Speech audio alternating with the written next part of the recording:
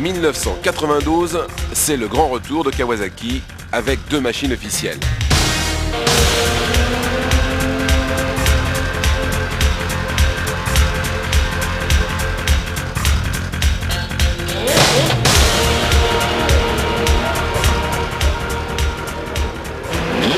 Cette année, la numéro 1 est pilotée par le champion du monde Alex Vieira, associé à Jean-Louis Battistini et l'anglais Steve Hislop. La numéro 2 s'est vue confiée à Carl Fogarty, Terry Reimer et Michel Simoul. Avec la nouvelle 750 ZXR7, Kawasaki signe donc après 9 années de lutte acharnée un nouveau succès des Verts qui monte sur la plus haute marche du podium. Une superbe revanche pour Kawasaki, 24 heures de course à outrance, un spectacle de toute beauté. Car rien ni personne, à la veille de cette 15e édition, ne pouvait prédire des futurs vainqueurs, puisque sur le papier, toutes les écuries présentes étaient capables de l'emporter. Samedi, ce sont les ultimes préparatifs. Alex Vieira prendra le départ de la numéro 1. Et l'anglais Fogarty, celle de la numéro 2. Le Mans, une épreuve prestigieuse. En fait, avec le bol d'or, les 24 heures du Mans, c'est la magie de l'endurance.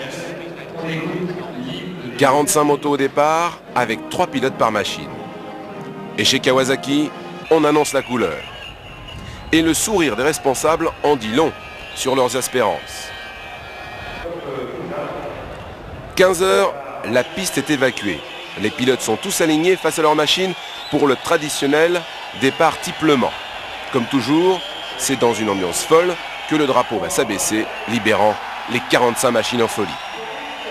Hervé Moineau sera le plus prompt à s'envoler. Les 2 Kawasaki officiels mettront un certain temps à démarrer. La numéro 1 de Vieira s'élancera en milieu de peloton. Quant à Carl Fogarty, alors que la totalité des concurrents a déjà viré à la chicane d'un lobe, les mécaniciens venant à son aide, le pilote anglais s'élancera en queue de peloton. La 15e édition des 24 heures du Mans s'annonce passionnante, avec au menu une remontée fantastique pour une arrivée en apothéose. Premier tour, Hervé Moineau a creusé l'écart. Il faut avouer que le pilote a fait une super performance lors des essais.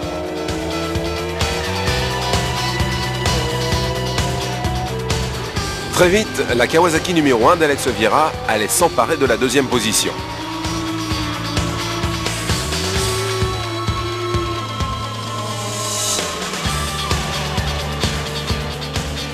Le Mans, c'est la plus prestigieuse épreuve d'endurance, où il faut savoir allier vitesse et longévité. La règle majeure dans ce type d'épreuve, c'est d'aller vite, certes, mais de s'arrêter le moins souvent possible. Toute chute est donc éliminatoire. C'est la raison pour laquelle les team managers doivent choisir des pilotes aux performances équivalentes et aux gabarits presque identiques, pour éviter toute tension entre équipiers.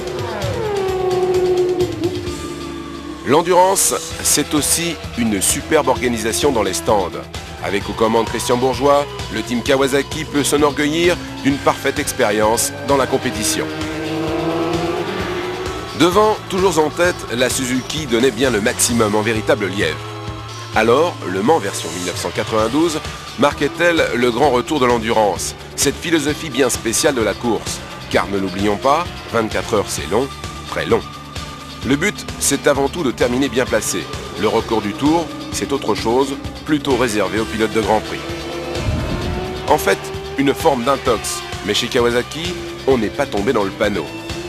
La numéro 1, solidement installée en 2e position, observait, alors que très vite, Fogarty revenait sur les machines de tête après un premier relais fantastique. Devant une foule en délire, le spectacle des 24 heures fut une fois de plus magique. Avec 2 Kawasaki en piste, les Verts annonçaient donc la couleur avec une machine de la fin de saison 91. Christian Bourgeois était optimiste et connaissait parfaitement le potentiel de sa machine.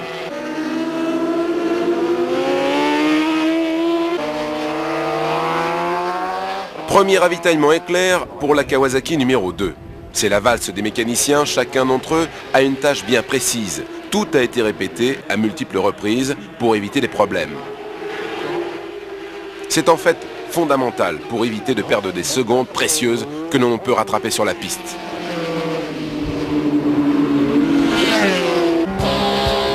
Après seulement 2 heures de course, Kawasaki prenait la tête des 24 heures du Mans.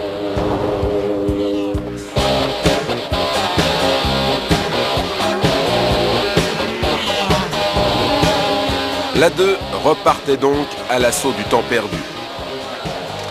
La nuit tombe sur le Mans et les ravitaillements s'enchaînent.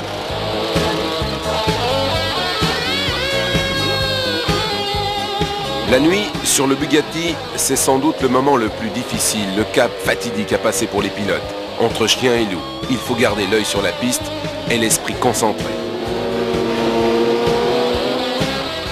Une nuit qui s'annonce sans histoire pour la Kawasaki de tête, la numéro 2. Après la période faste du début des années 80, il aura donc fallu attendre 9 ans pour voir Kawasaki renouer avec la victoire. Par contre, ce sera le dernier retour au stand pour la numéro 1. En fait, vers 23h30, un peu plus tard, le sourire de Kawasaki va se crisper. Vieira rentrera exténué au stand, c'est la distribution qui va lâcher.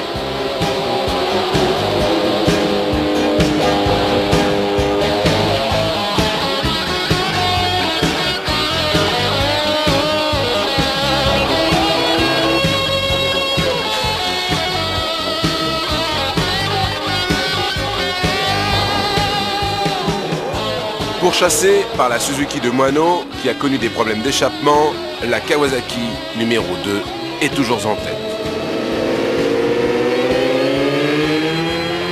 Le Mans, version 1992, de l'action, des changements et des rebondissements en chaîne. Tour après tour, relais après relais, la Kawasaki donnera le maximum, avec la Suzuki de Moineau revenue à un tour. Une 15e édition à suspense.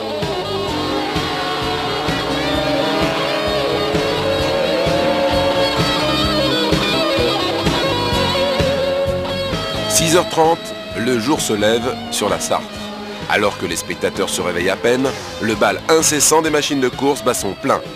La Kawasaki numéro 2 est toujours en tête, mais la Suzuki a remis la pression. La nouvelle Suzuki est apparue redoutable, mais face à la 750 ZX R7, parfaitement maîtrisée par le team Kawasaki, Moineau et ses équipiers ne pourront rien faire contre la marche victorieuse des Verts.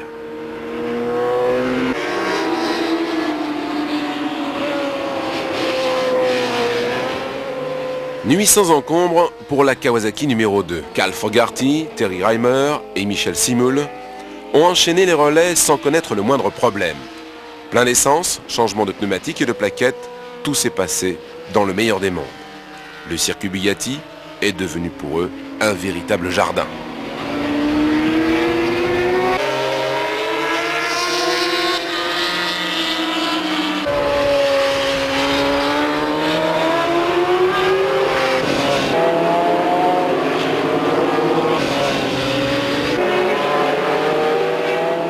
Dans les stands, après une nuit mouvementée, la fatigue se fait sentir, mais l'optimiste reste de mise. Les mécaniciens préparent les pneus pour le prochain ravitaillement et la numéro 2 continue son cavalier seul en tête d'une course qui aura été marquée par le grand retour en forme d'Hervé Moineau. Mais l'équipage de la numéro 2 aura jusqu'au bout su garder la tête froide et le leadership.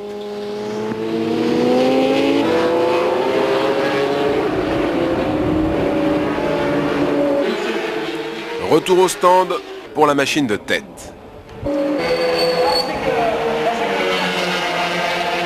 Changement de pneumatique, ravitaillement essence et c'est reparti dans un temps record.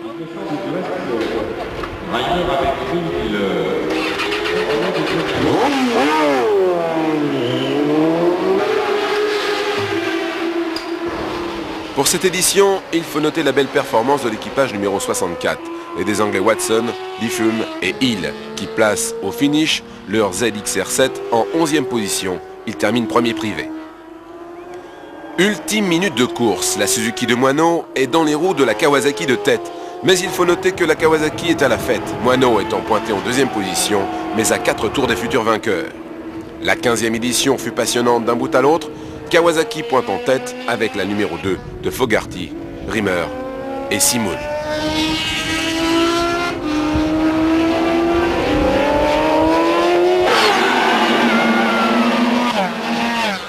Marche victorieuse pour la numéro 2.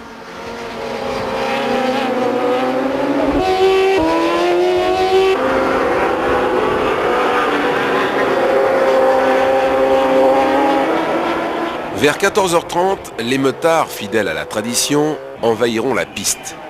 En remportant la 15e édition des 24 heures du Mans, le team Kawasaki France continue donc sur sa lancée. Après la victoire aux 8 heures de Malaisie l'an dernier, depuis cette date, les Verts sont restés imbattus dans une épreuve de championnat du monde. 1992, c'est donc le grand retour de Kawasaki au Mans. Une victoire qui ne doit rien au hasard et récompense la passion d'une équipe animée par un esprit de compétition. Carl Fogarty, Terry Reimer, Michel Simoul, grands vainqueurs du Mans, au guidon de leur Kawasaki 750 ZX-R7.